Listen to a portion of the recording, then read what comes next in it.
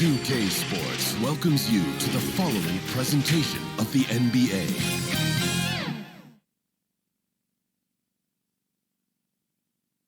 And just about to get underway as the starting fives have been announced. Sit tight. We'll be back in just a moment. The 2K Sports pregame show. What's happening, everybody? Tonight, we'll get to see the Miami Heat go up against the New York Knicks in New York. For the Knicks, only one win in their last 6 games. They know they can play much better, looking to be more competitive tonight. One thing we're seeing, Kenny, certain teams that started off hot are now falling by the wayside. Yeah, that happens every year. This is nothing new. No surprise. Everyone does it. The league catches up to them at some point. You know, after teams adjust to you, you have to adjust back. If you can't, shows you weren't all that to begin with. Oh, very true, very true. Here's Kevin Harlan as we get ready for the tip.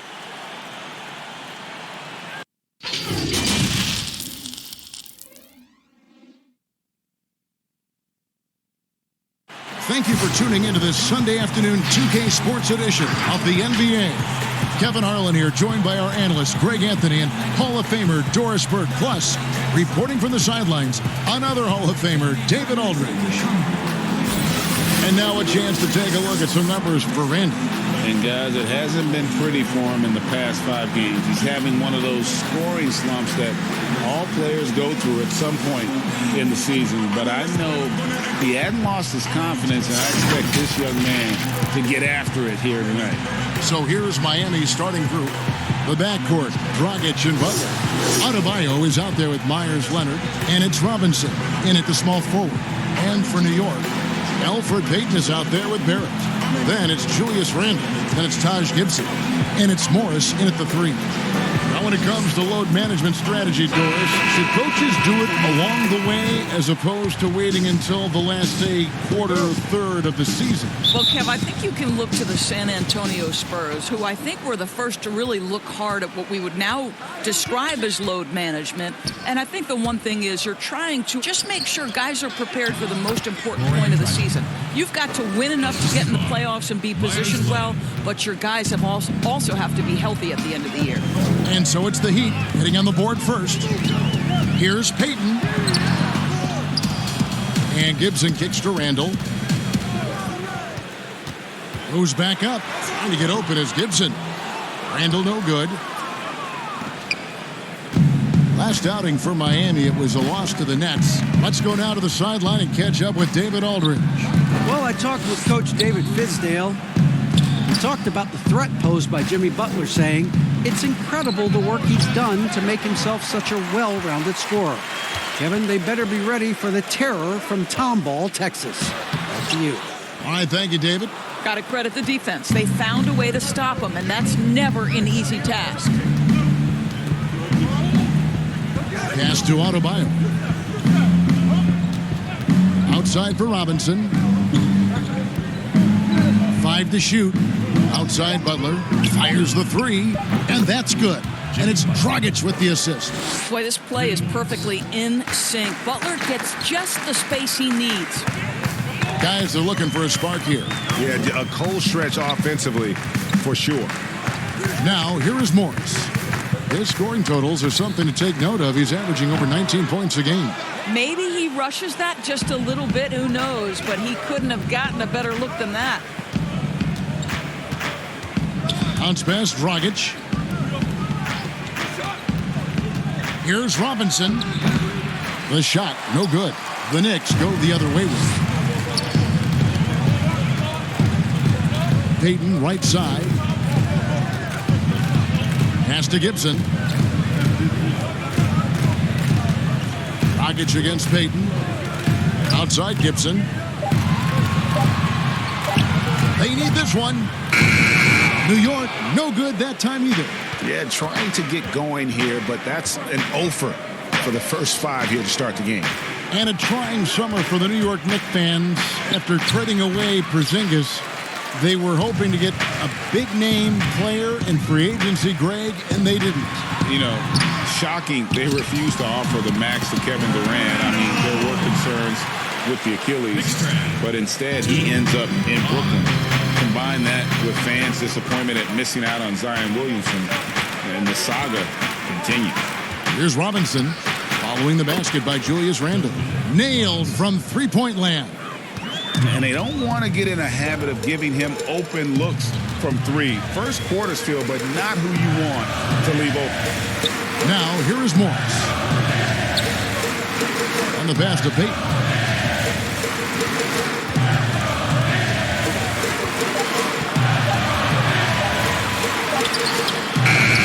It's rebounded by Leonard. Leonard's got 4 rebounds now tonight, and he's going up for the alley-oop.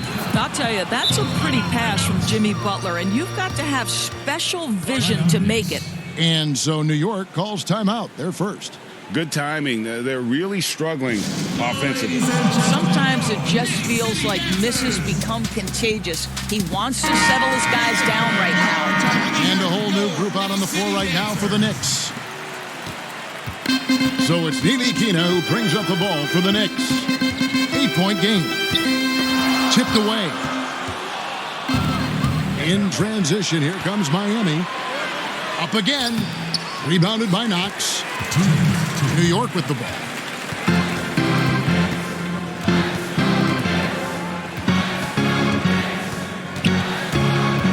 A minute 50 left here in the opening quarter. Ntilikina lays it up off the glass. Really good patience from Kevin Knox, understanding how to deliver a pass on time and on target. Here's Nunn. He's coming off a 10-point game against Brooklyn. To the paint. Here's Olynyk. Robinson with the block. And he recovers it. And there's the 3-second call. This one on the defense. And with this summer signing of Jimmy Butler, the Miami Heat demonstrating they still can lure star talent to South Beach. The Heat back on the rise. The Butler signing sets the stage for the summer of 2021 when they should have the cap space to sign another max player. And the technical free throw is good. And with the way Mitchell Robinson can protect the rim doors, there's a lot to like about that second-round pick. Yeah, on draft day, Mitchell Robinson flew under the radar, but he had a great summer league. He got tremendous minutes early as a rookie. This is a great leaper, a great shot blocker, always something teams can use, both of those attributes. Here's Knox. He's still scoreless so far in this one. Portis against Johnson. Shot clock at 6.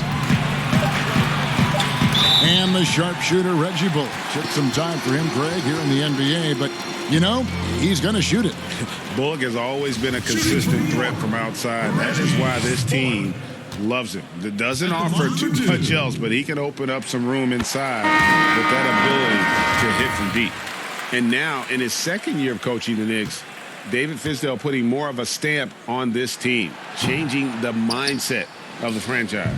Well, the New York Knicks hired David Fizdale to steer the ship with a group of young players. And I want you to think back to where he earned his stripes. That was with the LeBron James and Dwayne Wade championship Miami teams. So he knows culture and he knows winning. Here's Bullock following the score by James Johnson.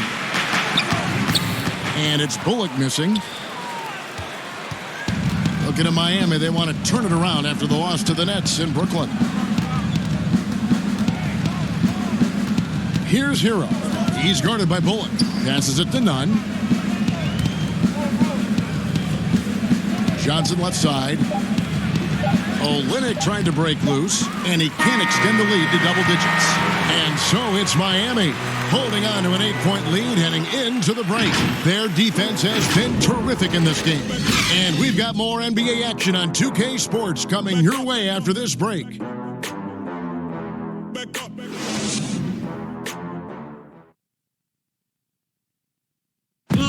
The trade deadline is approaching, and Jimmy Butler talked about how it feels hearing your name in trade rumors.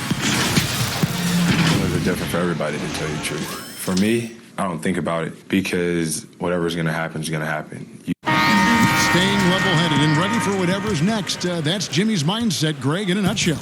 And it's fair to say that the level of professionalism and maturity he possesses is really impressive. And hope you've enjoyed the broadcast so far, halfway through the first half in this one. And let's quickly break down the game we've seen from Miami, guys. You got to credit their defense, communicating, rotating, making plays on the ball. Yeah, I think they wanted to come out of the gate strong, and they have. They've taken the early lead here. They've got Dennis Smith. Portis is out there with Mitchell Robinson. Then there's Wayne Ellington, and it's Knox in at the small forward. They're the group. New York will start the second one. On the wing, Winslow. To the right side. None. No good on the triple. Knicks trail by 6. Pass to Knox. It's deflected. Smith against Jones. Kicks it to Winslow. Pass to Nunn.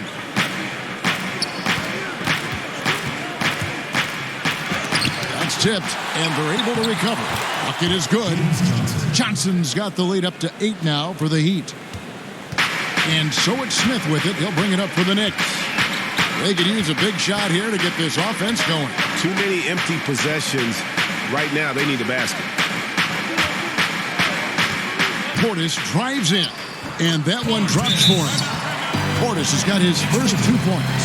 How about how he sets his man up there, runs him right into the screen, and then gets the basket. And Miami calls their first time out of the game, coming off that loss against the Nets. That final score really caught a lot of people off guard. I think we would have to quantify that one as an upset. Oh, I don't think there's any doubt. They came in as the favorite, seemed to lose their confidence down the stretch, started to play tight, and let that one slip away. Looking at who's out there now for the Knicks. Randall's checked in for Robinson. Morris comes in for Bobby Portis. And Barrett subbed in for Knox. The kick outside to Butler. Miami no good on that time either. Knicks trail by 6. Guys, when you consider the New York Knicks roster, there is some talent amongst their young players. More than a handful of their guys in their first 3 years in the league. Kevin Knox, Mr. Robinson, and Mr. Dotson all could be factors for them in the future. Quarter 2 and just under 2.5 minutes gone by. Smith against Dragic, and contact on the shot, so he'll be shooting free throws here. Doris with the youth. The Knicks added Dennis Smith to that bunch as well. No doubt, Kevin. This was a player they had their eyes on. So when you couple Dennis Smith Jr. with some of the young assets they've collected over the last couple of years, there's a ton of young talent coming up in New York right now. And you spend any amount of time watching Dennis Smith Jr., Greg, his leaping ability makes for some impressive highlights. Kevin, he's got the size and the off-the-charts athleticism. Now just trying to figure out how to realize his obvious potential. Taj Gibson's checked in for the Knicks. Well, think back to the 2017 NBA draft. Dennis Smith Jr. was the 9th overall pick. There were many who believed he could have gone sooner, and some still think he should have. Let's see what plays with this young man's career. 3 minutes of action so far in the second quarter.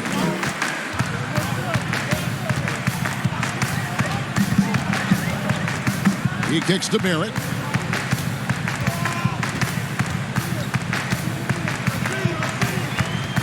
Just 5 on the clock. New York needs to get off a shot. Randall finds Smith. They get it back. Some solid defense from Butler. You will have to finish harder than that if you want to convert in traffic. Fires for 3.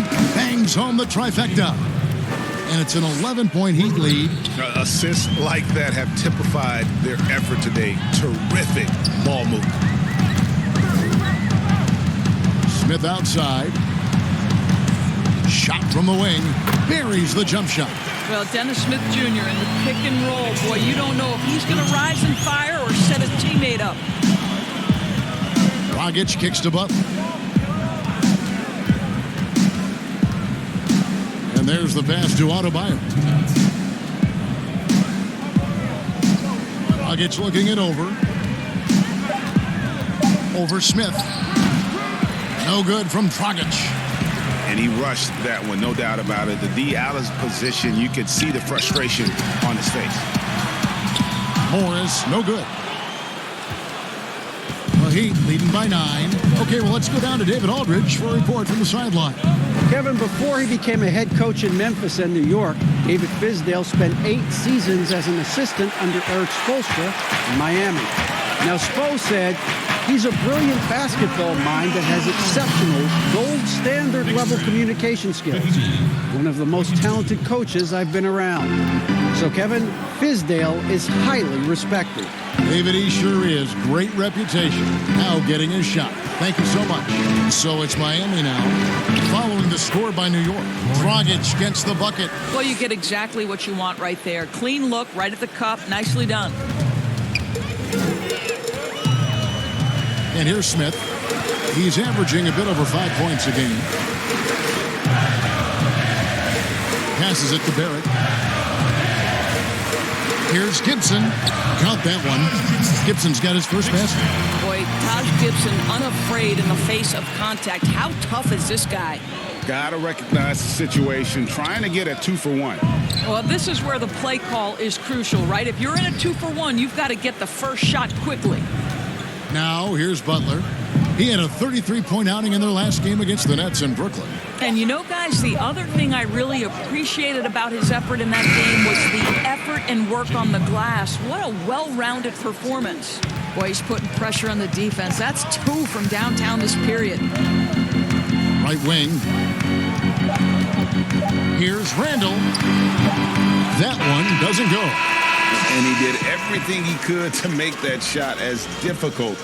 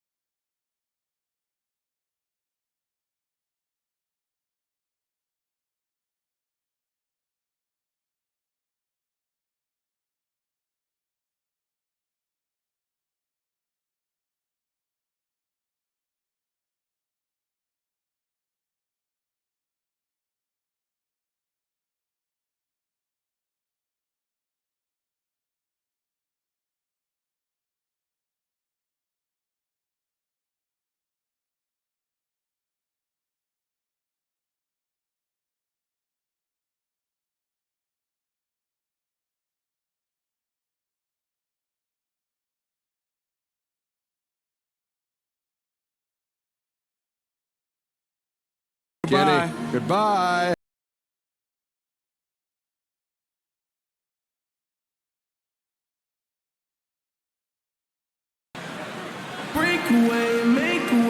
We played through the first half. Plenty of basketball, though, left in this one.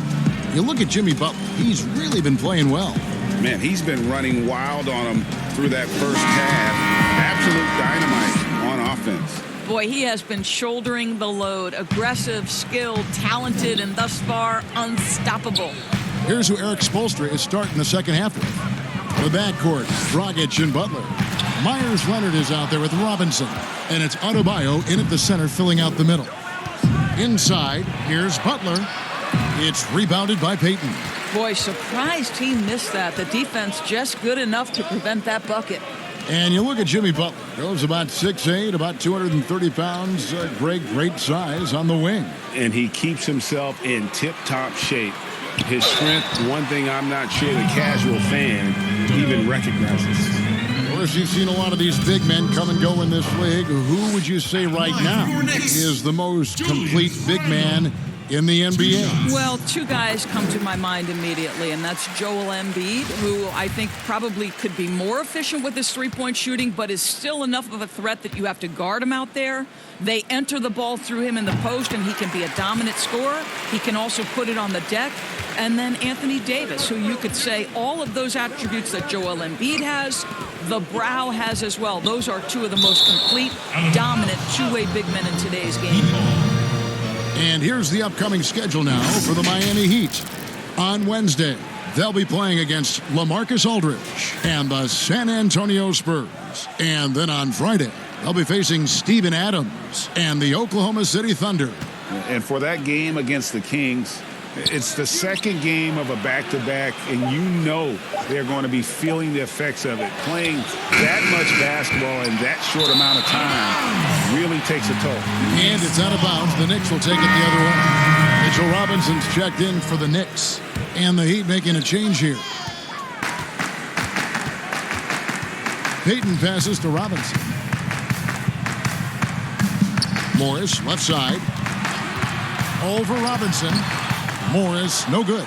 Boy, a clean, close look. What a missed opportunity. Pass to Adebayo. And Adebayo throws it down. And he can do a lot more damage to the rim than that when he wants to. Oh, you're right. And with the lead they're enjoying, I'm surprised he didn't put a little something extra on that one. Here's Barrett. And it's Miami with the rebound.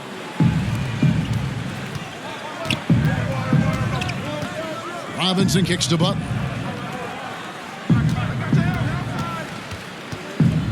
Pass to Nunn.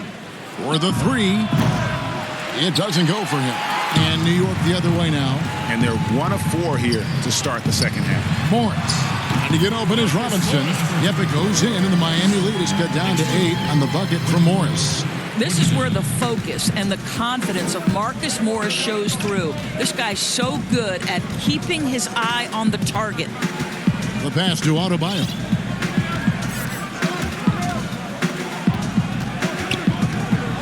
Passes to Nunn. Miami needs to get a shot off. Nice fadeaway to get over the top. You know, I like the fact that Olynyk didn't shy away from mixing it up. Remarkable at scoring despite getting hit. New York calls timeout. And with their offense sputtering, coaches got to get them back on track. And to me, they're just taking too many tough shots. And when they do get an easy one, the confidence just isn't there. And new group in for the Knicks. Portis, he's checked in for Randall. Kevin Knox comes in for Marcus Morris. Reggie Bullock, he's checked in for Barrett. And Frank Ntilikina's subbed in for Payton. Then for the Heat, Johnson, he's checked in for Adebayo. Justice Winslow comes in for Robinson. And Hero subbed in for Butler. You can see physical defense does not bother Kevin Knox. He almost wants the contact. Nunn passes to Olynyk. Here's Nunn from past the arc. No good on the shot. He is single-handedly dropping the temperature in here with that cold streak. He is trying to shoot his way out of it, and it might be better for him to pass the basketball at this point. To the inside, the 11-footer. Here's Olynyk, and terrific work on the offensive glass, and he picks up 2. Olynyk's got 5 points so far. They get a hand on it. Here's Knox, covered by Winslow, and the basket by Knox. The Heat leading by 8. Pass to Hero. To the middle. Over to the wing. Pass to Nunn. Sinks the triple. Nunn's got himself on the board with 3 there. Unwilling to let up even for a moment. That's his killer instinct.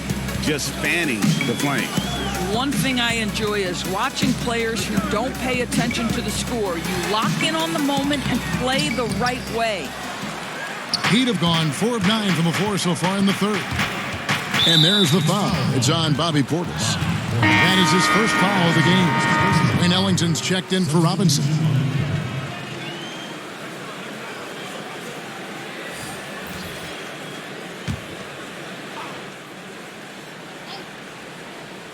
And Miami has possession. They lead by 11, the largest margin of the game.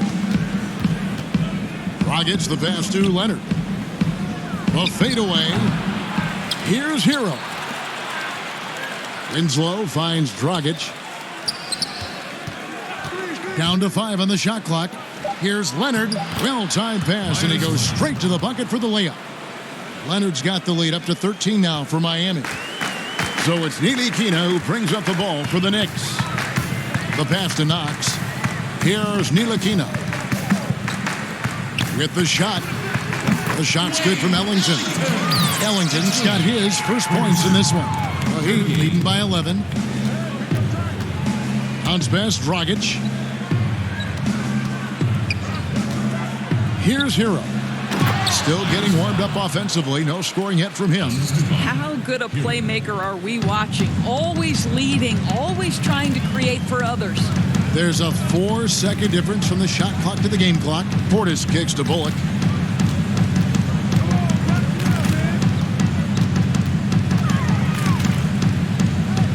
On the wing, Ellington. Off target with his 3. His first shot coming late, and another basket for Miami.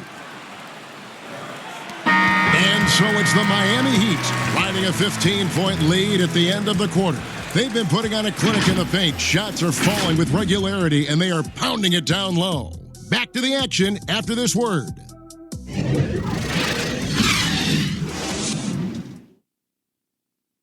And let's take this opportunity now to show you our State Farm assist of the game. Yeah, a terrific, unselfish play right here. Set up his teammate, and how about the setup this was? Boy, GA, how about the secondary playmaking you are getting? Great to have that from the shooting guard spot.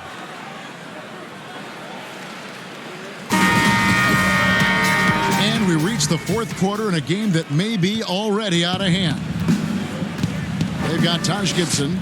Wayne Ellington is out there with Payton. Then there's Bobby Portis. And it's Bullock in at the 3 slot. That's the 5 for New York right now. The kick out to Dragic. 6 on the shot clock. Here's Adebayo. The shot missing. The Knicks go the other way with it. Passes it to Payton.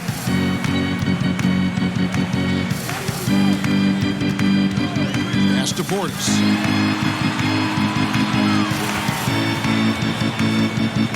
And that's a foul called on Bam Adebayo. That is his first foul of the game for the Knicks. Morris comes in for Bobby Portis, and Barrett subbed in for Reggie Bullock. Jimmy Butler, he's checked in for the Heat. Now, here's Barrett. Down low. Kicks it out to Gibson. Clock at 4. Takes the 3. Jimmy Butler comes up with the rebound. The Heat leading by 15. A little over a minute of the fourth quarter gone right now. Deep 2 from Robinson. And that one off the back of the rim and in. Robinson's got the fourth quarter started here with a bucket for the Heat. Dragic against Payton. Now Barrett. Pass to Morris. Over Robinson, and there's Morris. That's good on the assist from Barrett. Well, just so good at taking advantage of the mid-range. Marcus Morris feels comfortable in that area. The pass to Robinson. Outside Butler. Adebayo down low. Working on Gibson. 3-pointer. Butler knocks down the 3-ball. And the Heat lead by 18. The development of the elite offensive skill set by Jimmy Butler is a thing of beauty. Payton with the ball. Robinson picks him up. Payton passes to Gibson. Barrett with the ball. Payton, that's good. A lot of switching on every possession in the NBA from a defensive standpoint, and you see the way Doris offenses are adjusting to that. Yeah, I think number one, you have to attack the switch. That's first and foremost. And it's an interesting balance between attacking and being patient. Because the one thing you're ultimately seeking in every switch is a favorable matchup for yourself. That's where a critical, thinking guard who knows where to find and put the ball is so critical to your success. Well, that's a good way to look at it. Julius Randle's checked in for Wayne Ellington. Heat also with the sub. Nunn's checked in. The top of the key jumper is on the mark. Well, the versatility he possesses makes him a very tough cover, guys. Payton looking it over. Kicks to Barrett. Morris outside. Gibson passes to Morris. Drills it from outside. You have now got to respect the three-point shooting ability of Marcus Morris. He understands now he's got to take that shot. Pass to Robinson. Outside Butler. Leonard inside. He's defended by Randle. The rebound by Gibson. Gibson's got 4 rebounds in this game. Morris outside. Pass to Payton. Can't connect from short range. Miami leading by 15. And here is Robinson. Pass to Nunn.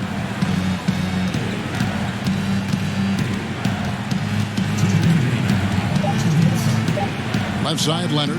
Over Morris. Leonard, no luck. Well, certainly not the best defensive effort, but this guy can't make them pay for their laziness. Barrett. 2 free throws coming up, and they call the shooting foul. And Greg, talking to scouts about R.J. Barrett, they love the athleticism. But what makes him especially good is the work ethic and the confidence. Yeah, some elite prospects will take plays off. This guy never does. He's not one that sits around and reads his press clippings. He's a warrior, a leader, and he's proven to be a winner. And the first one drops. And for a lot of these kids, Greg, it's interesting how quickly teams expect them to get up to speed. Case in point, R.J. Barrett. Yeah, I mean, he had only the 1 year of college, already being asked to produce. Fortunately, he's very mature for his age and generally plays up to the level of competition. Robinson finds Butler. Back to Robinson. Now the pass to Leonard. Outside Robinson. Over Morris. Robinson misses. Knicks trail by 13. Passes it to Barrett. Draws contact on the shot, and now a three-point play chance as he'll head to the line. And what a basket by Barrett, looking unafraid to take on these difficult challenges down low.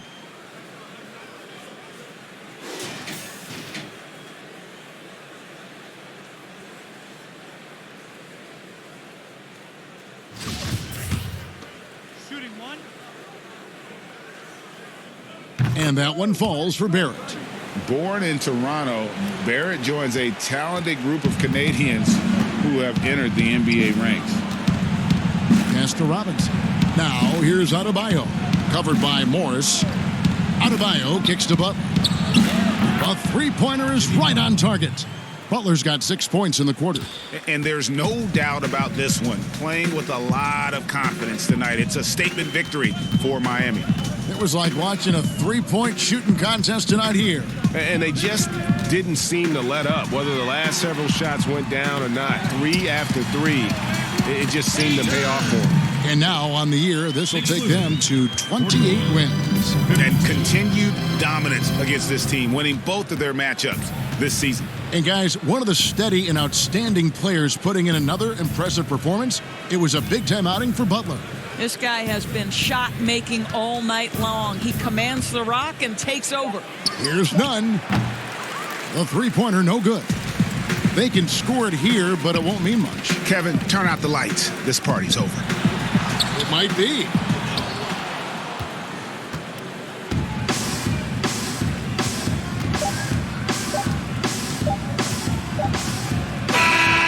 And so Miami takes this one by a big margin. This was a very strong showing for him, Greg. Not necessarily a runaway win, but one they'll feel very good about. And let's face it, anytime you can go on the road and win in the fashion they did, you have to feel good about it. Really an outstanding effort all the way around. And now we'll send it over to David Aldridge, who is standing by courtside. David. Thank you, Kevin. Jimmy, you have become a star in this league, big part of the team. Have those expectations put more pressure on you individually? No pressure. I think I'm gonna do what I do each and every night. I'm not gonna play well every night, so I just gotta focus on me, this team. Can't worry about the outside influences. A real leader, Jimmy. Thank you for your time. Back to you, Kevin. Thank you, David. Great interview once again. And that about wraps it up. For Greg Anthony, Doris Burke, and David Aldridge, and the rest of our terrific crew, this is Kevin Harlan saying thanks for watching.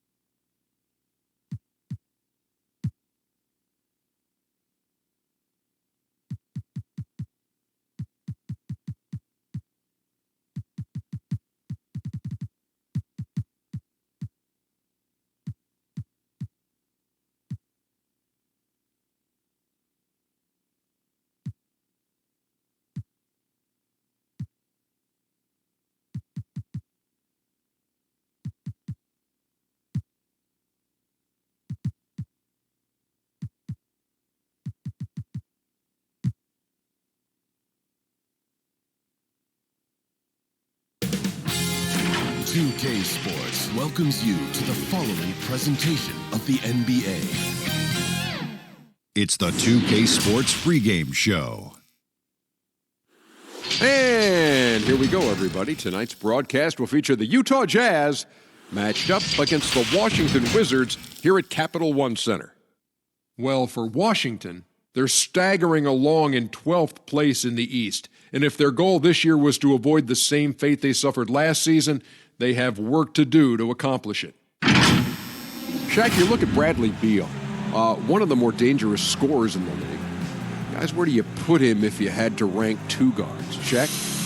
That's a tough list to crack at the top. I think we need to see more of Beal to really know that answer. Yeah, I agree with him. And in playoff moments, like championship moments, we haven't seen him like we've seen in Klay Thompson in those moments and how they can shine. So that's what we have to see.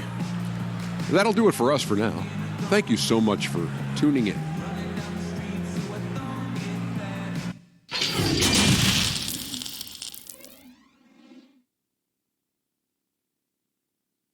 And getting mentally prepared to compete. You see the focus. You feel the energy. These guys are ready to go. A stunning view of Capitol Hill from high above. We're here in the seat of the U.S. government, Washington, D.C. Hi, everyone. Greetings from 2K Sports. Get ready for some NBA action. Hi, everyone. This is Kevin Harlan with Chris Webber and Greg Anthony, our sideline reporter, David Aldridge. Hey, Dave. Well, Rudy Gobert is still awaiting his first All-Star appearance. His snub in 2019 raised eyebrows. The reigning Defensive Player of the Year averaged a career-high 15 points a game on a league-best 65% shooting from the field. Yeah, D.A., very understandable. Thank you. Let's check out the Western Conference standings right now that we're here in the new year. We'll take a look at Utah. The season well underway, and they've been solid in third right now. And seeing where Utah is, they have caught the entire league off guard. This was not a position anyone thought they'd be in at this stage of the season. Well, yeah, Greg, I mean, they had a plan coming into the year. I mean, they stuck to it, and it's worked to perfection. And checking out Utah's opening lineup, Mitchell is the 2 with Ingles at the 3. Rudy Gobert is out there with Bogdanovich, and it's Moutier in at the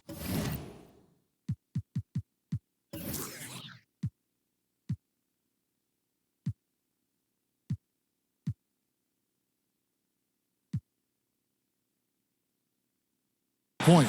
And for the Wizards, they've got Peyton. Travis Bertans out there with Mahinmi. Then it's Isaiah Thomas, and it's Beal in at the 3. It'll be the Wizards off the tip. Pass to Bertans. Back to Beal. Bogdanovich against Mahinmi. Good.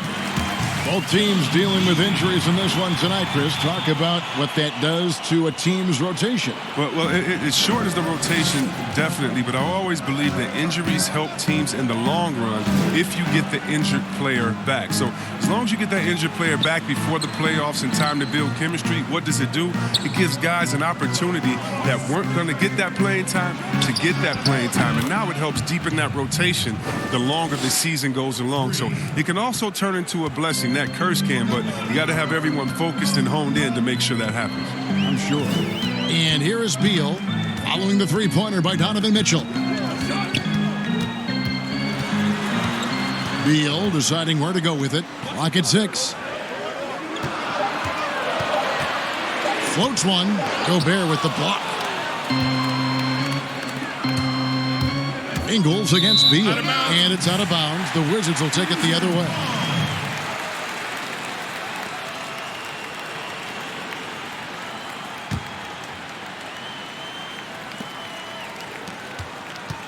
And here's Thomas, who brings it up for the Washington Wizards.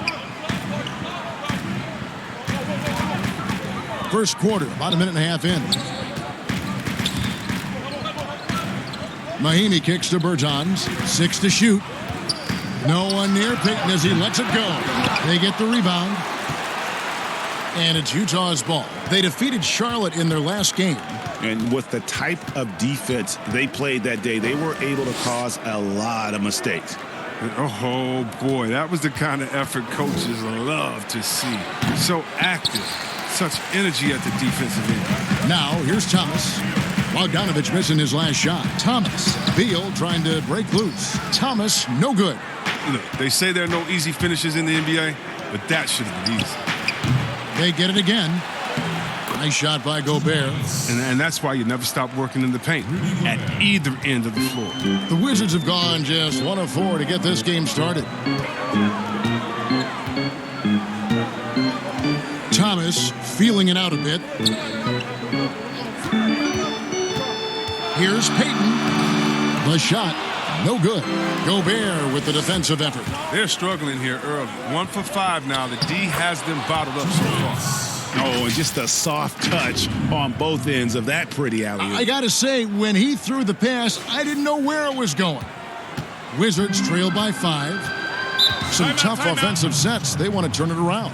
Yeah, right now you just need a bucket to get some momentum. So timeout called here, the first for Washington. This their first chance this season playing the Jazz. And with this matchup being an East versus West affair, it'll be the first of only 2 meetings between the teams. Yeah, should be a fun game to watch. I mean, 2 teams that don't see each other that much. They'll learn a lot about each other tonight. They're about 3 minutes into this first quarter. Beal, the pass to Bertans. Outside Thomas. Back to Bertans. 6 on the shot clock. That one falls, coming off of Thomas's feet. That's just the game of finding an open man. We talk about how Thomas challenges your defense. He has the quickness, but also the poise. And we all know how rough things have been for Thomas the last few seasons, Greg, battling injuries and trying to find the right situation for his talents. And the injuries have clearly taken their toll on Thomas. A lot of things need to go right for you to be a star player at his size, and lately that just hasn't been the case. Here's Mitchell. Isaiah Thomas making his last shot. Now Now here's Bogdanovich. No points in the game yet for him. Can't connect from 13 feet out. Rotation in the D could be better here. It'll cost them next time if it's not. Here's Payton. Drops in the layup for two. It's behind the D on the break, and the passes, I mean, it's there waiting for him. 1:44 left in the first. Now here's Moutier. Bertans defending. Fires from deep, and the three ball is good. Moutier's got 5 now. And he's not going to miss that sort of an opportunity from deep. Moutier against Thomas. Rudy Gobert with the rebound. You just can't find the touch this quarter. He's got to keep grinding, though, and looking for the best shot possible. Moutier kicks to Mitchell. Pass to Bogdanovich.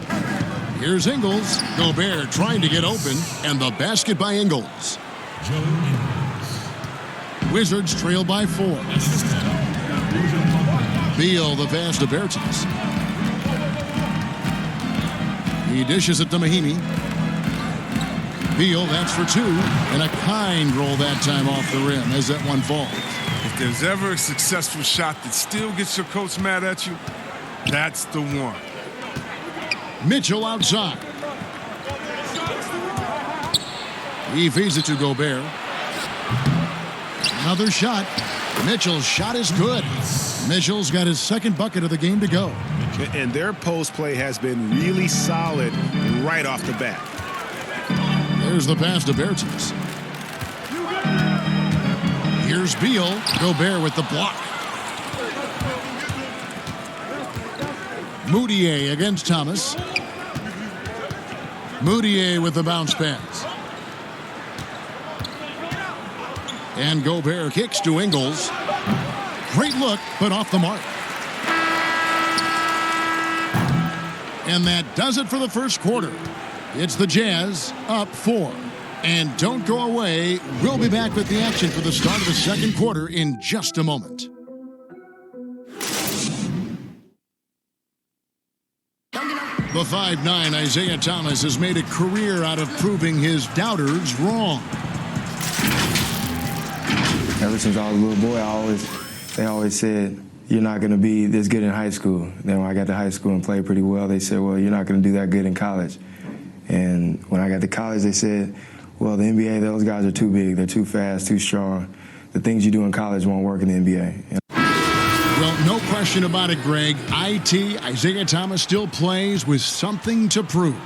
You know, wanting to show he still belongs. That fiery competitiveness is why his teammates love him. And thanks again for tuning in. If you're just joining us, we've played through one quarter of action so far. And guys, what's your take on Utah so far? Well, one way to generate more offense, pound the offensive glass. That was the difference in the first. Yeah, they're clawing, they're grinding, they're doing anything they could to make the most of their possessions.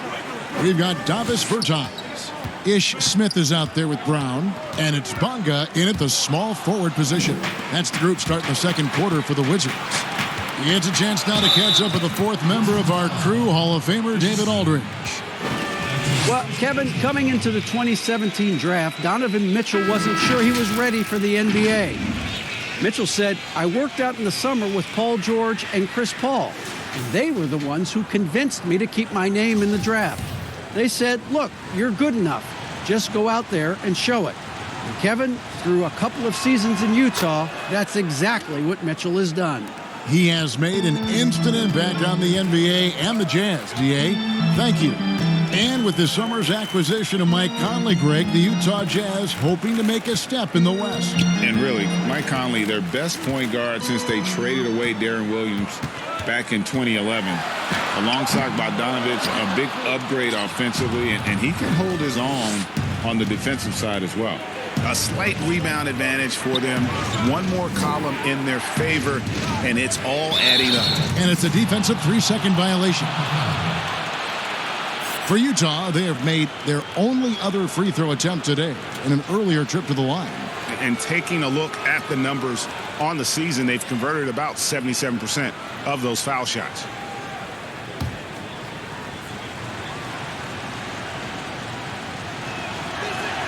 And he shows the focus there, nails the technical. You know what, Chris? Speed at any position is so vital. Who are the fastest big guys in the game right now that you admire and just can't believe how they go baseline to baseline? Oh, the first one that comes to mind is Giannis Antetokounmpo. I mean, he's a Greek freak, but he's a freak of nature in basketball. His speed, his length, his athletic ability. You love seeing him. And I'd say a close second, Anthony Davis, and don't forget about Willie Cauley-Stein. I mean, a lot of guys that love running the floor and put that pressure on the defense every time by getting out. For Utah, they have been perfect at the line so far, albeit just 2 for 2.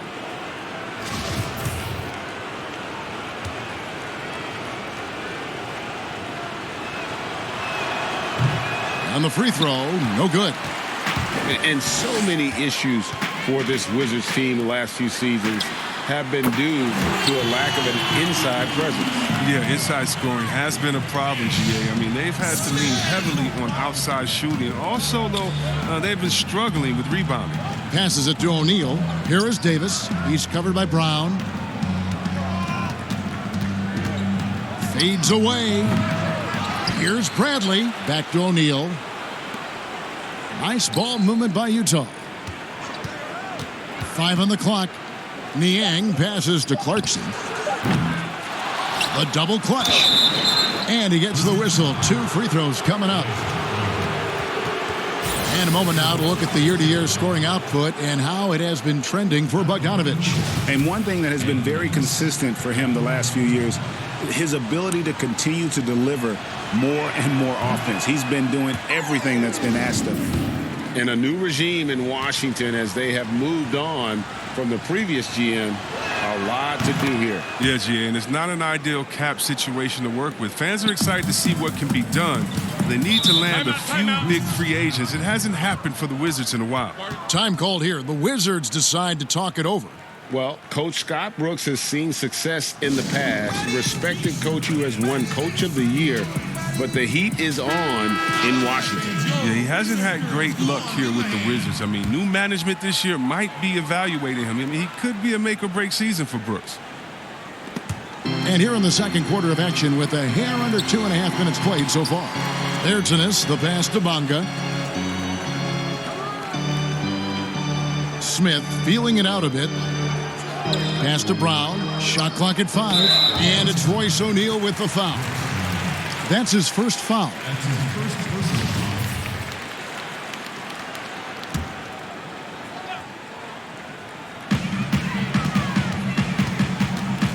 Clarkson against Smith. To the middle. And finished off by Brown. Well, this is what Smith does best, keeping his eyes moving to set up the open man. Here's Niang. He had a 15-point outing in their last game against Charlotte. And now it's Brown running. He can go all the way. And finished off by Brown. And made possible by a heads-up play defensively at the other end. Pass to Niang. And here's Bradley. And there's the pass to Niang. Trying to get open is Davis. Niang, that's good. Niang's got 6. But the D didn't do a good enough job on him. He could be an ace when he gets a good look at 3. Closing in on 4 minutes played here in the second quarter.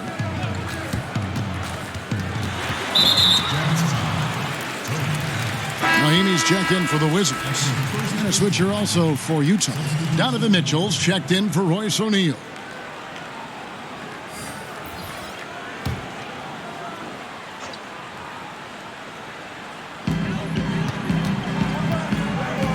And here is Brown. He had an 18-point outing in the last game against Atlanta. And with that, the Utah lead is cut down to just 8 points with the bucket from Mahimi. Mitchell against Smith. The drive by Mitchell. Uses the glass to finish the layup. 7 points in the game. And with the lead, I like the strategy here. Continue to get the ball to guys who can do something with it. Oh, I do too, Greg. You have to go to your best scorers. I mean, it's a smart strategy, and so far, it's paying off in this game. And with the success they've had rebounding the basketball, they're right where you'd expect them to be, firmly in the driver's seat. Niang passes to Brantley. Davis kicks to Clarkson. Passes to Davis. Just 5 to shoot. Here's Niang from outside the arc. And again, it's the Jazz from deep. He's finally coming around, trying to make up for that goose egg he put up in the first quarter. Clarkson against Brown. 51 seconds left to play here in the half. Smith outside. Shoots over Bradley. It's good, and the Jazz is cut to just 11 points in the basket from Smith. Solid shot selection from Smith. Phenomenal at measuring these type of looks. Mitchell with it, working on Smith. And yes, it's good. Mitchell's got 4 this quarter. When you allow good scorers to get uncontested shots at the rim, no wonder you're losing. Yeah. Horrible effort. It appears they may be on the brink of giving up. Now, here's Brown. He's a good contributor to his team, averaging about 10.5 points a game. Just his first attempt. Again, the Wizards score. 5 seconds left to play here in the second quarter. And so it's Utah. Their lead at 11 points to end the quarter. They're playing a bruising game inside, and it's working for them. And now let's catch up with David Aldridge, who's standing by from the sideline. All right, Dave. Thanks very much, Bradley. The old saying, no rebounds, no rings. How important is it to continue to have 5 guys go to the glass in the second half? Yeah, all five guys. I think we're too worried about getting out in transition. So I think 1 through 5, including the guards, we all got to get in there and rebound. You can't score unless you have the ball, right? Thanks very much. Back to you, Kevin. Okay, David, much appreciated. And now time for halftime. So we'll be back in just a bit to get the third quarter underway. And now, the 2K Sports Halftime Show. Hey again, everybody. I'm Ernie Johnson. Shaq is here. Kenny's here. You're watching the NBA Halftime Show on 2K Sports. Utah found themselves in a close game in the first. They saw their lead grow to a high water mark of 5 in the period. The second quarter was full of highlights for them. And as their play improved, so did their lead. They'll be carrying an 11-point edge into the second half. And Shaq, what did you think about what we saw from Utah? Well, few players have ever burst on the scene the way Donovan Mitchell did. Dominated as a rookie, he continued to build out his game, very aggressive in the first half. And Kenny, let's get your thoughts on the Wizards. They're being far less aggressive than they ought to be. The free throw differential is huge right now. And it's just about time now for the third quarter to get underway.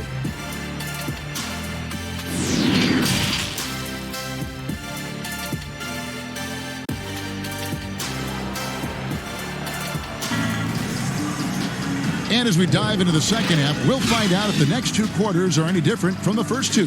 So far, it has been a runaway. It's been one outstanding game from Donovan Mitchell. You just love the patience in that first half. Waited until he got the look he wanted. Yeah, working the ball, getting clean, quality looks. I mean, just efficient basketball through and through. Our second half of basketball, and presented by Gatorade. Let's see who's all fueled up and on the floor to start the third. Taking a look at the Jazz. Mitchell is the 2 with Ingles at the 3. Rudy Gobert is out there with Bogdanovich. And it's Moutier in at the point guard. They have been board dominant in this game. That's definitely been a factor in crafting this huge lead. Got that one up quick.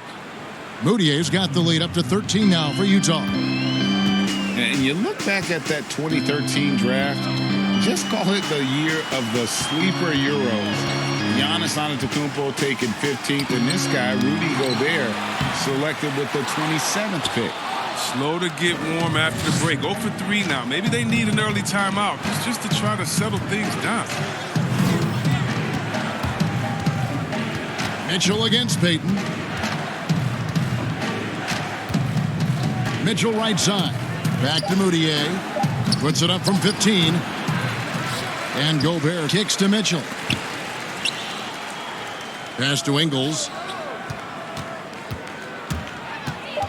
The Jazz need to get off a shot here. There's the 3. Rebound, Washington. And, Greg, hindsight always being 20/20. The Greek Freak and Gobert probably go first and second in that 2013 draft. Yeah, and Steven Adams probably top 4. The common thread, all of them play a hard-nosed style, not something that's always associated with foreign-born players, but they're erasing that perception. Kicks it out to Mitchell.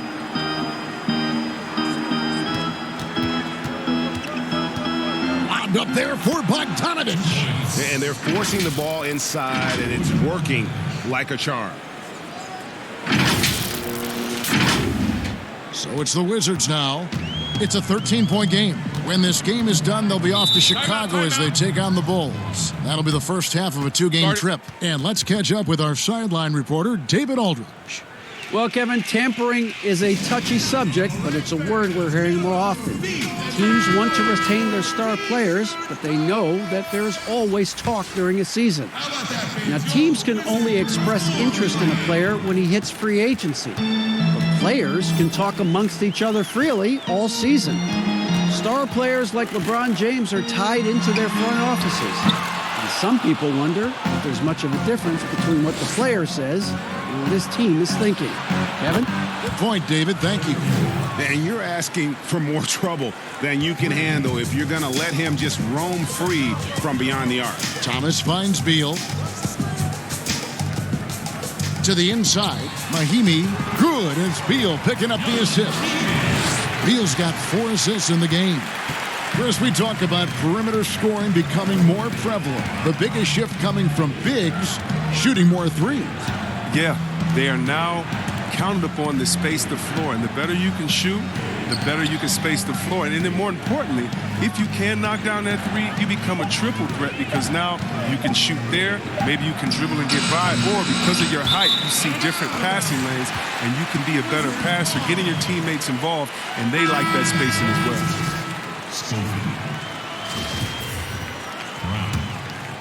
Wizards trail by 14. Smith with it. He's got 5. Good D by Bogdanovich. And physically, there's no doubt they've been the stronger team. A plus 10 rebound advantage tells you all you need to know. Pass to Ingles.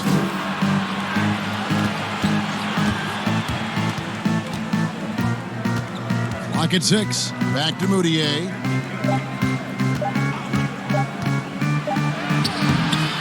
Bertans grabs the board. And here's Brown. He'll bring it up for the Wizards. They trail by 14. Nice shot by Smith. Smith's got 7 points in the game. The cleverness of Smith showing itself once again. Terrific at getting into the heart of the D and then cashing in. Timeout is called. First of the game for the Jazz. And now a chance to see the former Demon Deacon Ish Smith in action. Has been in the league for a while now and played for several teams, and he's a veteran through and through. George Niang, he's checked in for the Jazz. Clarkson comes in for Royce O'Neal. Back to Moutier, beyond the arc. The Jazz with another miss. Wizards trail by 12. And when you have Ish Smith on your team, you know he's going to give you scoring off the bench. And Smith not exactly great at any one thing, but the whole package is solid for a reserve. As long as you can make the right decision and just run the offense, that'll get you pretty far in this league. Here's Moutier. Offensive rebound. Gobert. Good on the 7-footer. And the Jazz lead by 12. Yeah, coach's pet peeve there. No box out. Oh, it's simple. When you fail to put a body on someone, you're inviting a breakdown on the defensive glass. The drive by Beal. Second chance shot. Bertans can't get it to go. Utah's gone past the three-point line for 13 of their shots. They're 6 of 13. Over in the corner, Moutier. Back to Clarkson. Over Beal. Shot's good by Clarkson.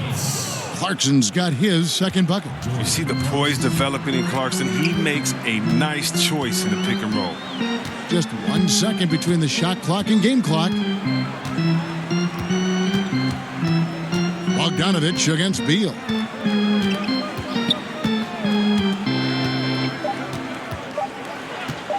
From deep, the long distance three is buried. Beal's got 5. Beal is a bomber. His range is untouchable. The DF is... Oh, he gets it off before the horn. How about that? Wow, what a way to finish up the quarter. Every once in a while, a prayer like that somehow finds the net. And so it's Utah, sitting with a comfortable lead up by 14.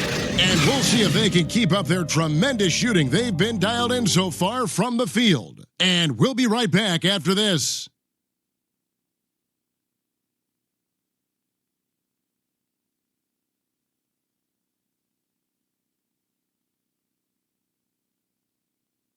While we have the chance now, folks, let's go to our State Farm assist of the game. And he sliced the D wide open with this feed. They had no chance to prevent that basket. No, it's quick decision making. You see a guy open, you can't hesitate. That's an outstanding play right there. And there have been 2 very different performances from these teams today as we get going in quarter number 4. They've got Bradley Beal round out there with Davis Bertans. And it's Bonga in at the 1. That's the group on the floor right now for Washington. They grab their own miss. Brown the pass to Bonga. And here is Bertans. Covered by Mitchell.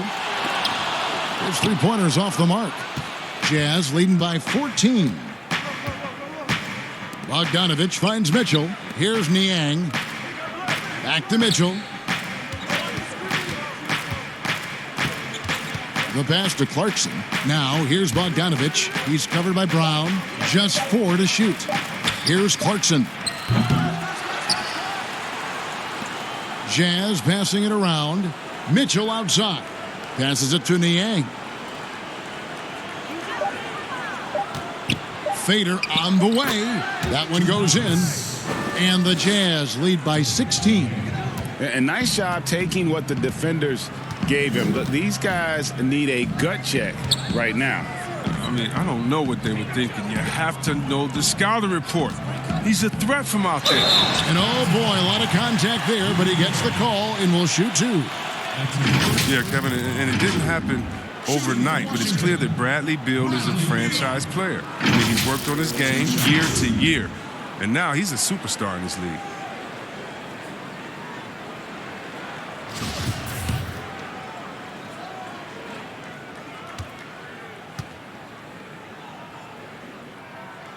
And that one falls for Beal.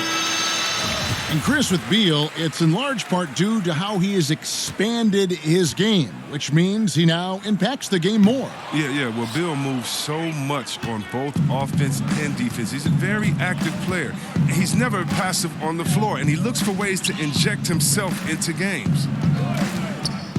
Gobert dishes to Clarkson. Pass to Mitchell. The 3.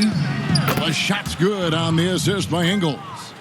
That's 12 points for Donovan Mitchell. He might not have the long range ability of some other guys, but he will knock down open ones like that. Thomas, no good. Well, they've been better than good on the glass today, and there is a glaring discrepancy between these two teams in that area.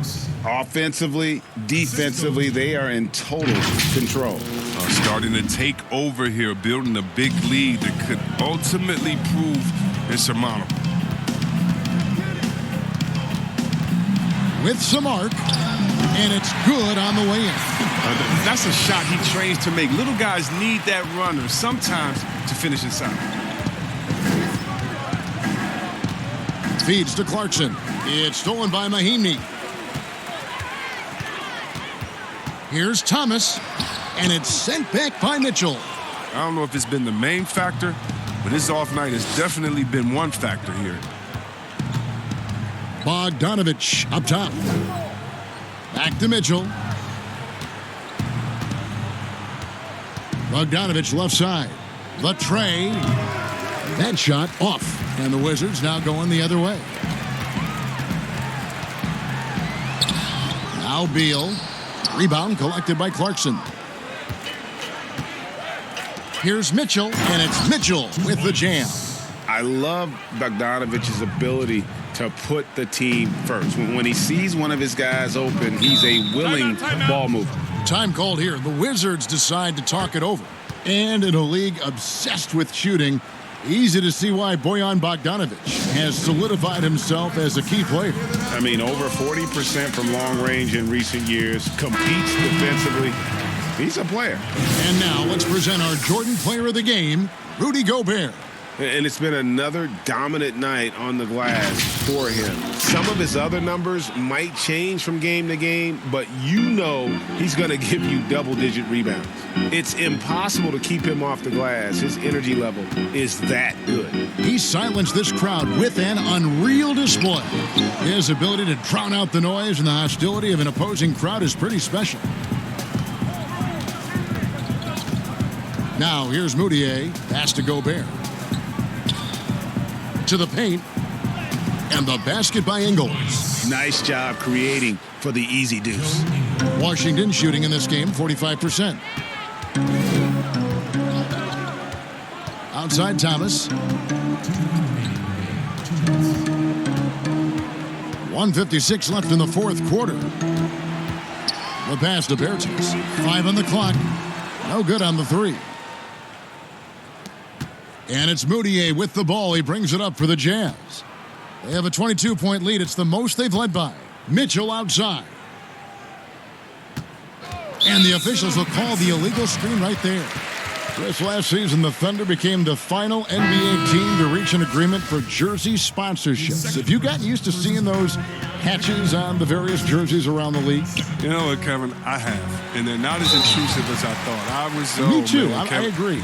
I was so scared of this. I thought it was going to ugly up the jerseys and be bigger than the team logo and things like that. But you know how great this league is when it comes to getting messages out to their fans and promotion. And so we've done a wonderful job. And actually some I really, really like how they fit the jersey, how the colors matches, and the history of the company, actually. So, no, I think they've done a great job kind of just making sure it just slides in there, not taking away the shine from the team.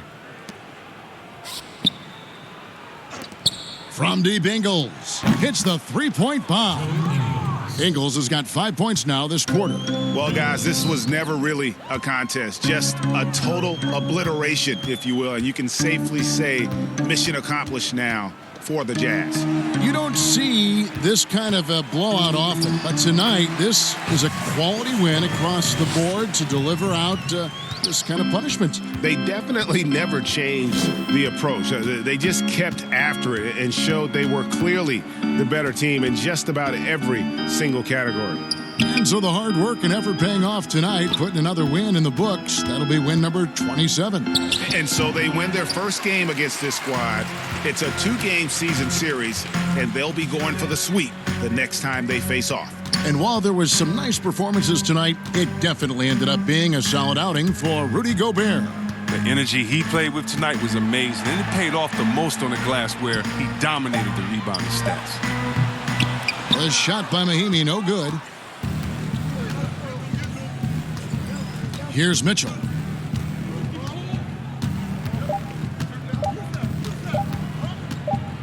And so it's Utah easily grabbing the win. To come into an opponent's building and dominate the way they did tonight says, I think, Greg, an awful lot about this team. I guess they don't need home cooking to feel at home. I mean, Kevin, just a masterful performance all the way around. It's time now to go courtside as we send you over to David Aldridge from the sideline. David, take it away. Kevin, thanks. Rudy, another strong performance for you guys. How good is this team playing right now? We're playing great. It's all about our defense. When we play defense, when we focus, we communicate, and after we get this stuff on the offensive end. Rudy, a great win. Congrats. Back to you, Kevin. All right, David, thank you. And that's going to do it tonight, folks, for our broadcast. For Greg Anthony, Chris Webber, and David Aldridge, this is Kevin Harlan. Thanks for watching the NBA, presented by 2K Sports. See you next time.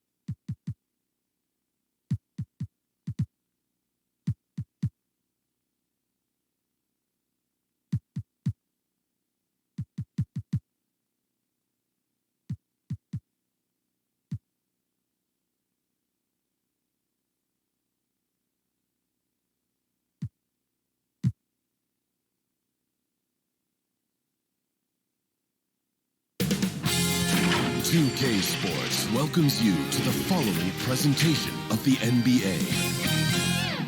It's the 2K Sports pregame show. Tonight, it'll be the Brooklyn Nets going up against the Atlanta Hawks. Wins have been few and far between of late for Atlanta. They're struggling through some mid-season doldrums at this point. It's been a ragged patch of the schedule for them lately.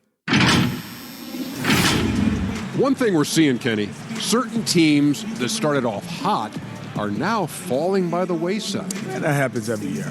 This is nothing new. No surprise. Everyone does it. The league catches up to them at some point. You know, after teams adjust to you, you have to adjust back. If you can't, shows you weren't all that to begin with. Ah, very true, very true. Here's Kevin Harlan as we get ready for the tip.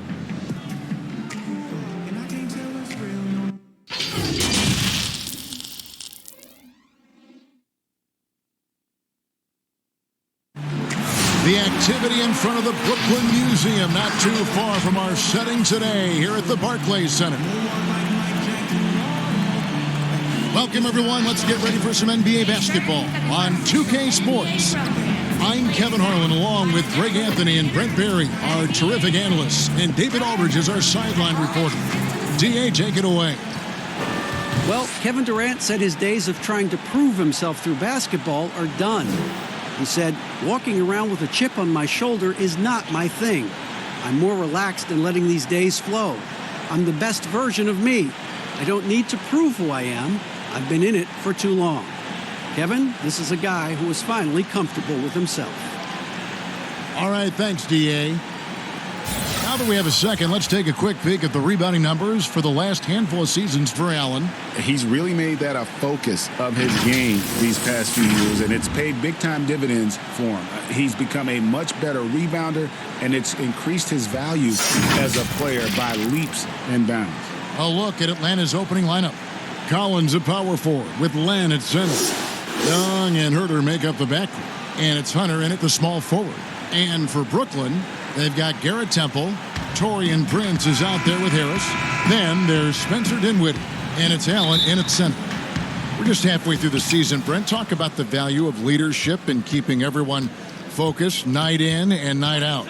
A lot of that will come from your coaching staff and the messaging, but I will tell you what, Kevin, playing with a star player that goes out there and does it night after night, watching James Harden, watching Russell Westbrook, watching Steph Curry have the kind of unreal performances for the game 56, the game 68. You're just sitting there in amazement. You want to step up and say, you know what, I want to be there for you.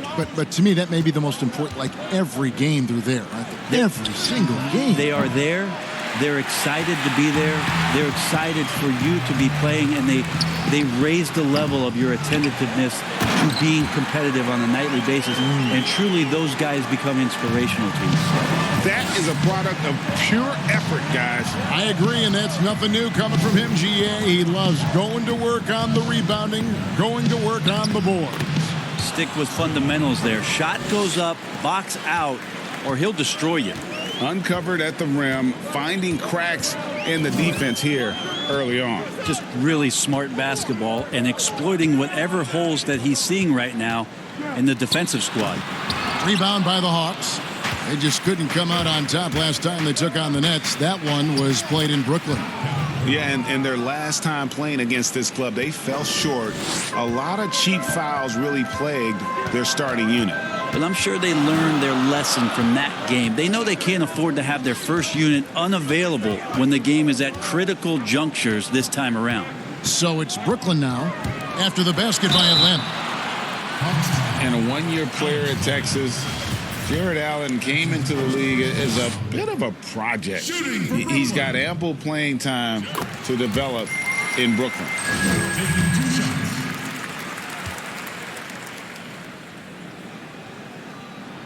And he can't hit the second. The Hawks have gone 2 for 4 from the field so far today. Collins kicks to Len. Lets the three fly. Atlanta now working with a new shot clock.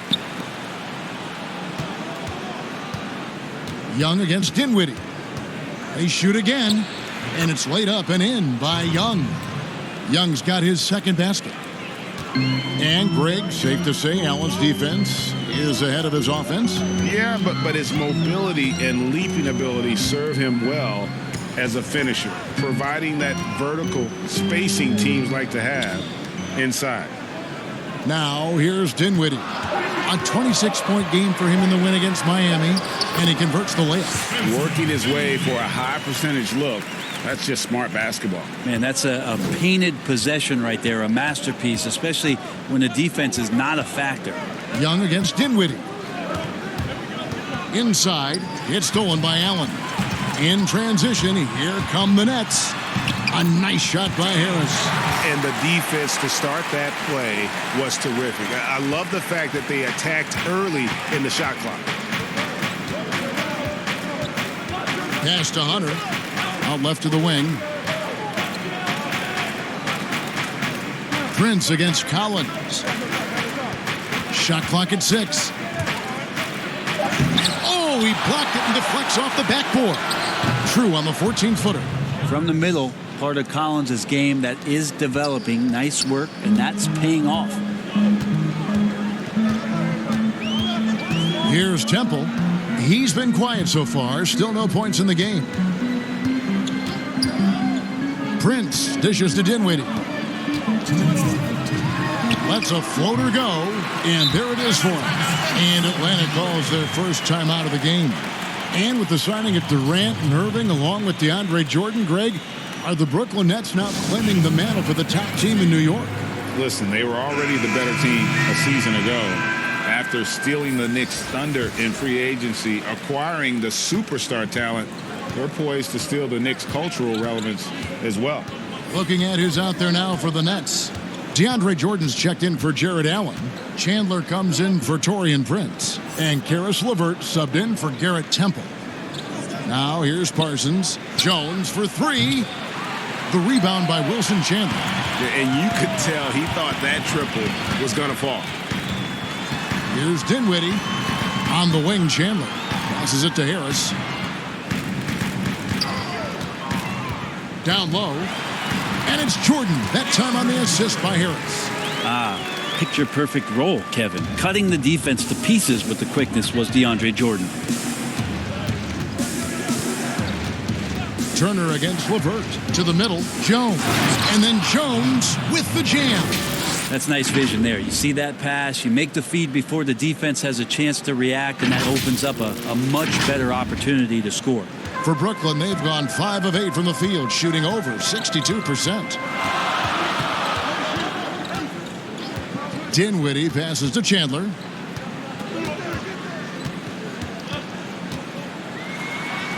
It's good, and he makes his first shot of the game. They did not throw Chandler off his route that time. Even when you get physical with him, he's staying after it. Here's Bembry. Dinwiddie covering. And out of bounds is Brooklyn gains possession. Look, Kevin, I'm all for the crowd interacting with the players, but not so much the players interacting with the crowd. That one, errant pass. Nets leading by 3.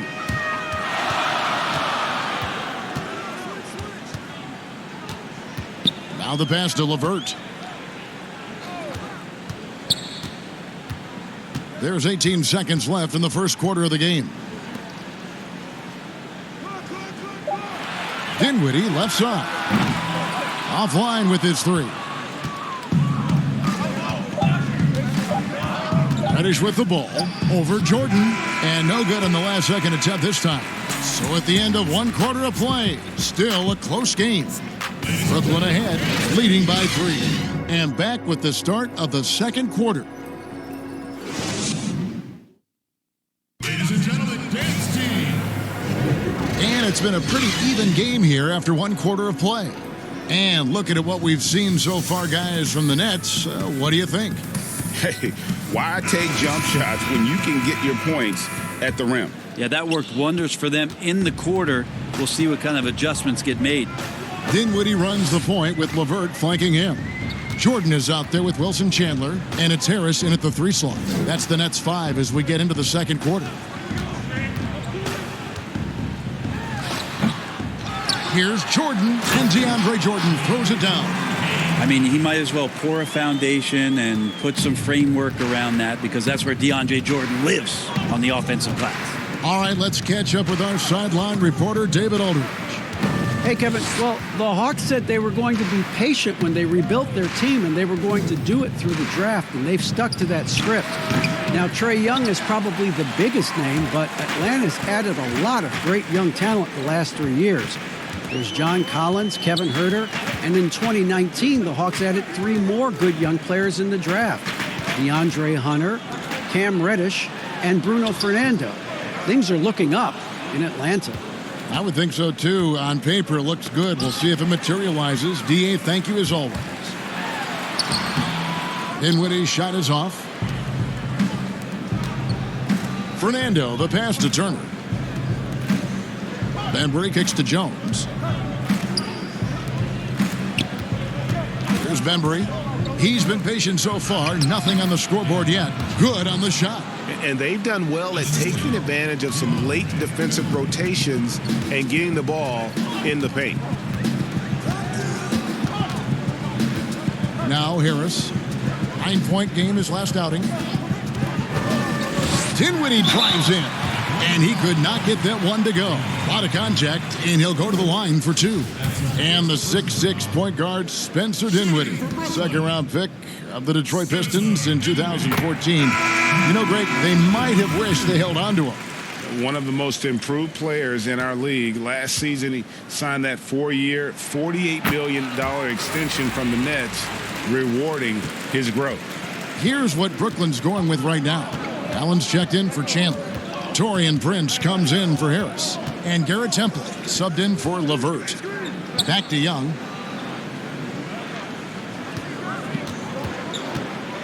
Shoots over Dinwiddie. Here's Huerter. Already impressing at a young age, Kevin Huerter's dead-eye accuracy from deep, combined with being a fearless competitor going inside. That's going to pay some dividends throughout his career. Atlanta shooting their first free throws of the game. And as a team, really just middle of the pack in terms of their percentage from the line at about 76. They call him Red Velvet. Kevin Huerter, out of the University of Maryland, proved he can stripe it from day one. Well, a great player on a great role at the charity stripe. The D has got to be careful about being too aggressive on him and sending him back for freebies. Allen dishes to Dinwiddie. A floater, and he sinks the layup. Dinwiddie's got the lead up to 5 now for the Nets. And Greg Huerter, the 19th pick back in 2018, sweet touch, and at 6'7". Good size at the shooting guard position. And the Hawks general manager, Travis Schlenk, coming from the Warriors with Trae Young and Kevin Huerter. The Hawks hoping they have a kind of Splash Brothers East. The Hawks again can't hit. Well, he's a guy they count on to produce from the mid-range. He doesn't miss too many open looks from there. Oh, just a picture-perfect alley-oop. You gotta love that one, Kevin. A little surprised, Greg. He didn't go for the big slam, but it works just the same. Young taking his time here. Pass to Huerter. Throws it up high. It's deflected. And as it goes out of bounds, Atlanta able to keep the ball here.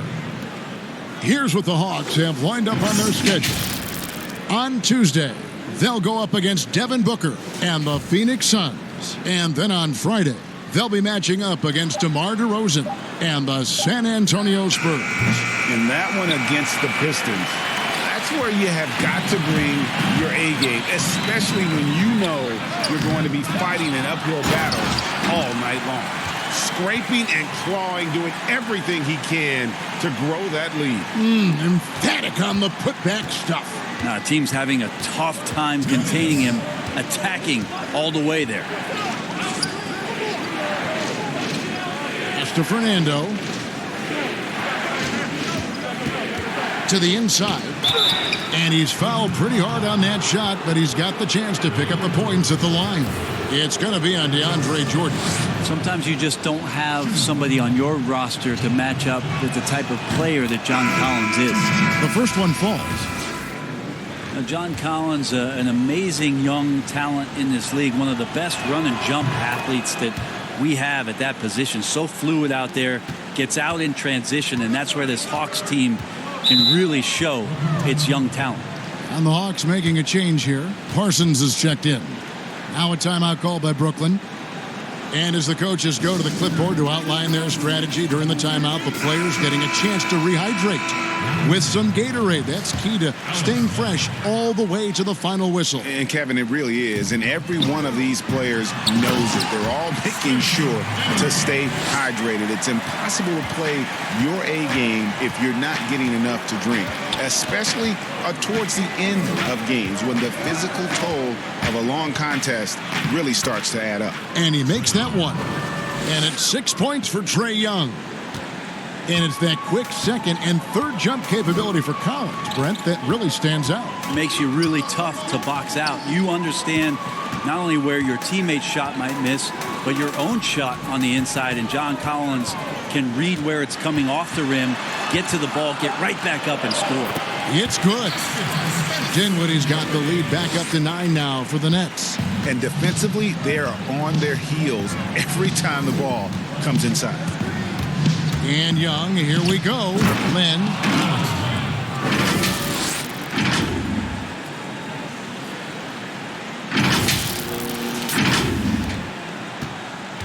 Nets have gone 6 of 10 from the floor here in the second quarter.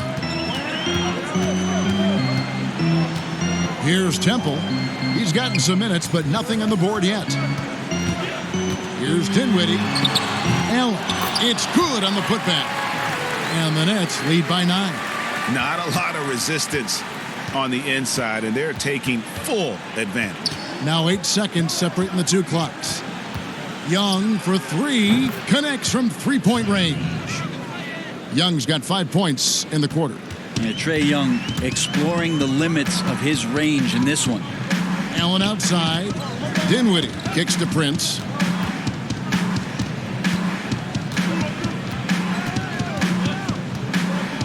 Back to Dinwiddie. Tried to come right back with the 3 of his own, but it's no good. Spencer Dinwiddie firing on all cylinders for Brooklyn. He notched 8 points in the quarter and has that terrific basketball instinct on display. Back right after this. The 2K Sports Halftime Show. Hey, everybody. Good to see you back here on our halftime show. Well, actually, we can't see you, but Brooklyn found themselves in a close game in the first. They were unable to ever build a big lead in the first period, with 3 points being their largest cushion. Looking at the Nets, Kenny, some perspective, please. Well, I thought that turning point was when the bench came in. Those guys really hustled, and they gave the team some energy. And then they started to score baskets. That was a bonus. And over to the big fella, your thoughts on the Hawks. And that's all we have for now.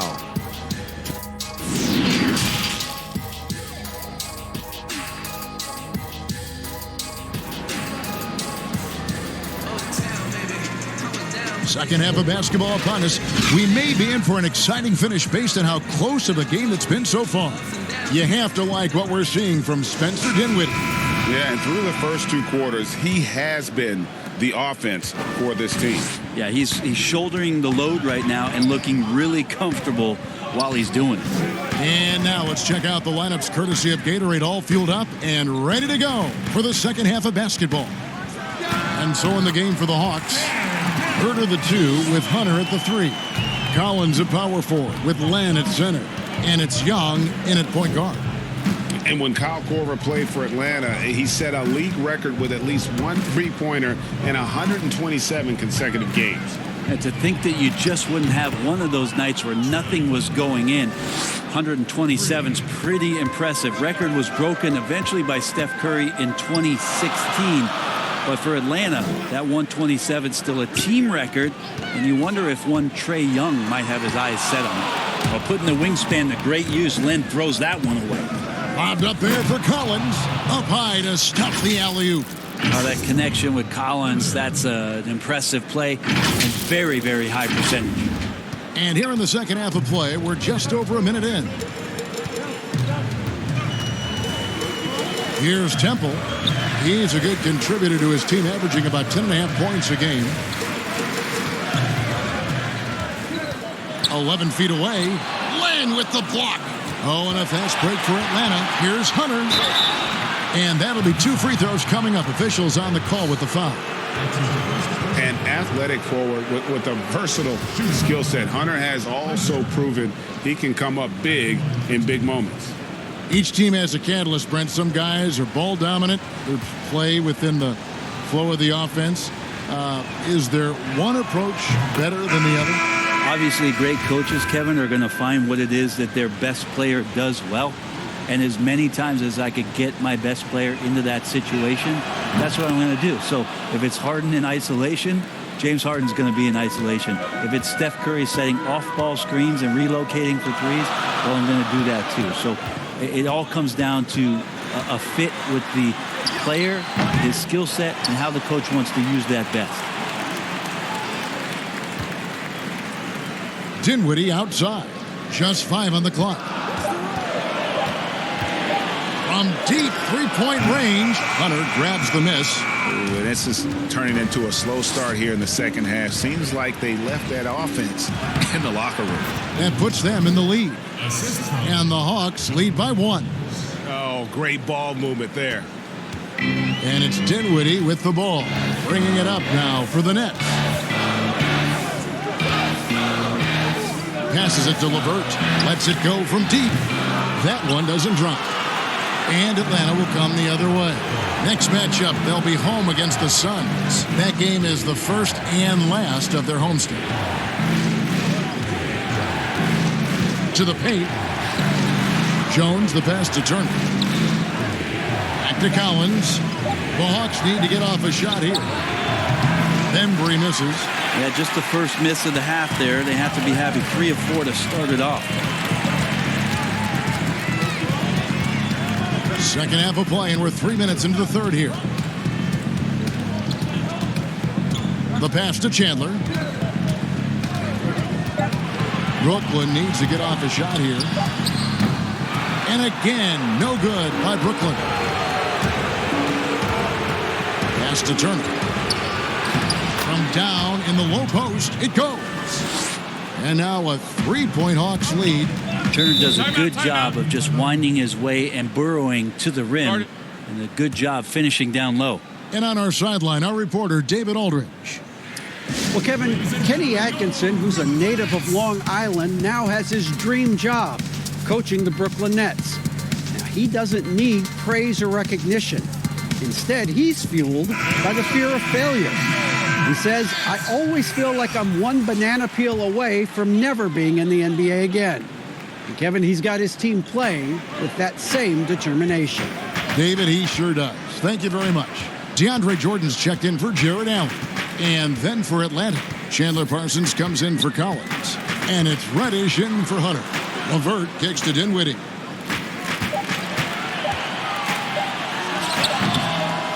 To end the drought. And foul on the shot. He'll shoot 2 at the free throw line. Now, Jordan is a force on the inside. There's no denying that. A real problem right now for the defense. First trip to the free throw line for him in this one. Free throw good, Jordan. Well, he might be an aging veteran in the NBA, but DeAndre Jordan is still terrifying for defenders when he's going up for the alley-oop. Well, he's such a great target still on the roll situation. You combine his length and athleticism now with the know-how and his tenure in the league, and DeAndre Jordan still can be an elite finisher on the inside. Turner dishes to Jones. Launches a 3. Rebounded by the Nets. And the rebound battle split evenly thus far. Dinwiddie outside. Outside Jordan. Back to Dinwiddie. Puts up a 3. And the Nets miss again. Time for some consideration in the passing category, maybe, Kevin. The shot is just not on. Get somebody else going. Down low, Chandler with the steal. Dinwiddie outside. Knocked away. Fast break, the Hawks. Turner lead the charge, and it's Turner finishing it off. That's impressive for Turner to get up off of the deck so quickly there. Nice vertical shown on that dunk. Pass to LeVert. 50 seconds left in the third quarter of the game. It's blocked. Oh, and a fast break for Atlanta. Oh, Turner in position. Hammers the alley-oop through. Oh, phenomenal alley-oop slam there. They are taking advantage of a team that looks lost out there. Here's Dinwiddie. He's got 12. Passes to LeVert. And foul on the shot, so he'll get a chance at the line. It's going to be on Cam Reddish. The Nets shooting their 7th and 8th attempts at the foul line tonight. Taking 2 shots. And the free throw drops for LeVert. Prince is checked in for Brooklyn. Temple comes in for Spencer Dinwiddie. And good on the second, so he makes them both. And even though they're down, they are putting on a show at the free throw line. And the pass to Herter. Kicks it out to Parsons. Here's Fernando. That's in, coming off the assist from Parsons. Fernando's got the lead up to 5 now for the Hawks. And here's LeVert from deep. And the last shot at the buzzer doesn't go in for him. The third quarter comes to a close. It's Atlanta as they end the third quarter with a tremendous 17-4 run. And do not go away, as we'll be back in just a few moments with the start of our fourth quarter coming up next.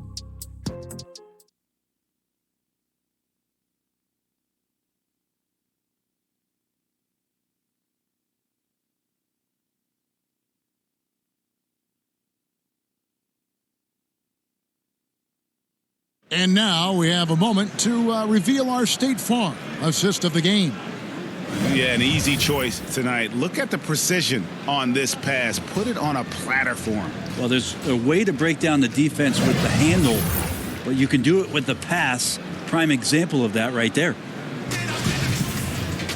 And with 3 quarters behind us, we start the fourth quarter in what is still anybody's ball game. Inside, we got Prince and Jordan. Karis LeVert is out there with Garrett Temple, and it's Chandler in at the 3. So that's the Nets 5.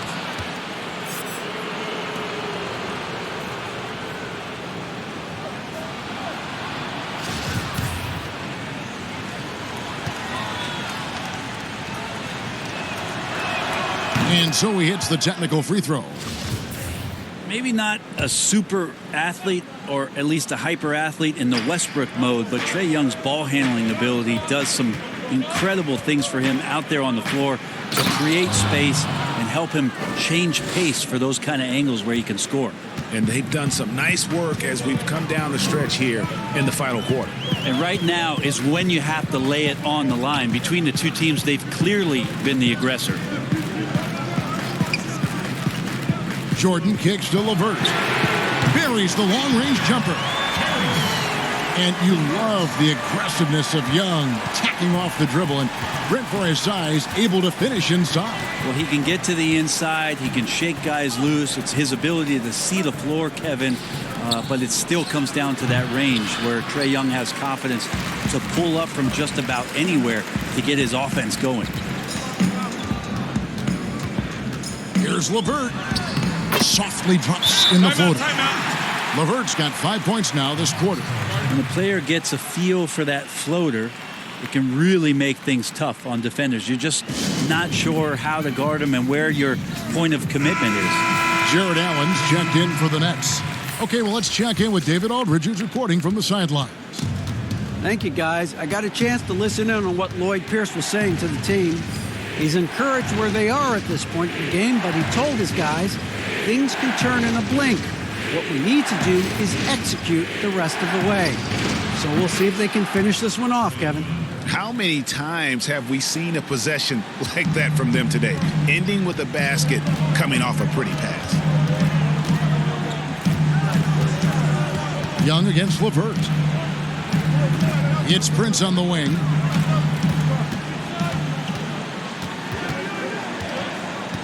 Back to LeVert from downtown. Collins grabs the miss. Collins has got his 4th rebound in this one. A beautiful reverse layup. And the Hawks lead by 8. A big man John Collins seeing the court that time. LeVert against Young. LeVert the pass to Prince.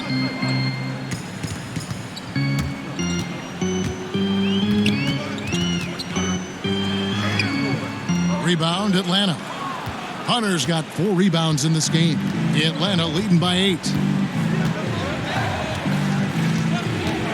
For those just joining us, 4th quarter here. We're just over 2.5 minutes into it. Collins passes to Len. A fader in Atlanta again with the bucket. Hard to imagine them losing this game if they can keep shooting like that. Chandler outside. Allen passes to LeVert.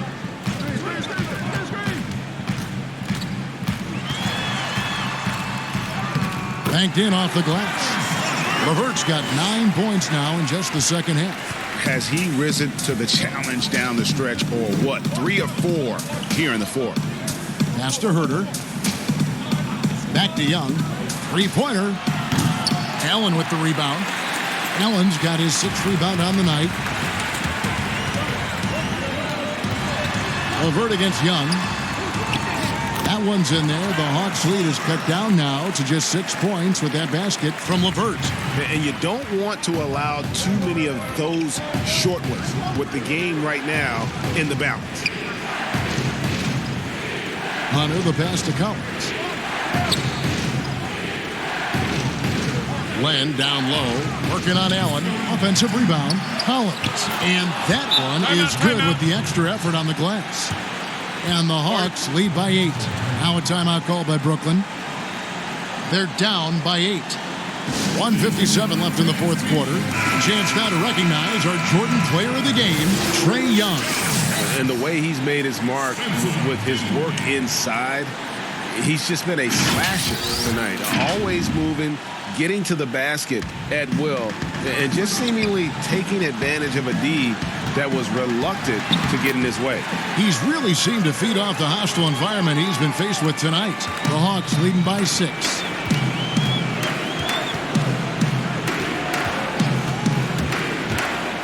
He lobs up the alley-oop pass. Back to Collins. Lock at 6. In the corner, it's Hunter. Off target from outside. The Nets have gone 5 of 7 from the field since the beginning of the 4th. Strong work at that end of the floor. Prince misses. And you can see the defenders afraid to kind of get in his way a lot of times when he's on his way to the basket. But on that one, they were there. To the inside. And it's sent back by Allen. And it's out of bounds. Last touch by Allen.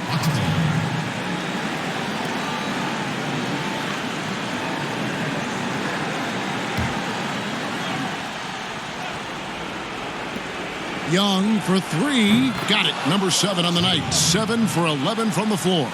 You just can't forget about Trae Young. Not for a second out there. We saw him there with that quick release. Out to the wing. This one for 3. Dinwiddie's shot is off. And there have been some terrible shot choices here, Kev. That's not a good look at all. Outside Collins. Young outside. Down to 5 on the shot clock. Walks for the new shot clock. Len dishes to Hunter. Back to Len. It's stolen by Allen. And I think they realize any hope of a comeback is gone. Well, realistic at this stage of the game, they're going to lose this one, but will they take something from the loss? Now, here is Young.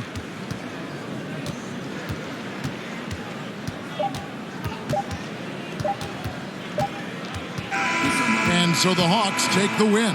This was a hard-fought, well-earned victory for them, Greg. They really had to work for this win. Yeah, that's a good point. I mean, weaker teams might have buckled at the end with the crowd amped up, everyone in the building kind of rooting against you, but they stood tall and pulled it out. Well said. And a chance now to send it over to David Aldridge, standing by courtside. David. Thanks, Kevin. Chandler, you guys really passed the ball well tonight, and that seemed to feed energy at both ends. Yeah, just playing selfish. And as you can see, we're having so much fun when we play that way. When everyone's getting involved, everybody's touching it. It's just a much better team offense when we play like that, and it's successful for us. It was successful tonight, Chandler. Thanks for your time. Kevin, back to you.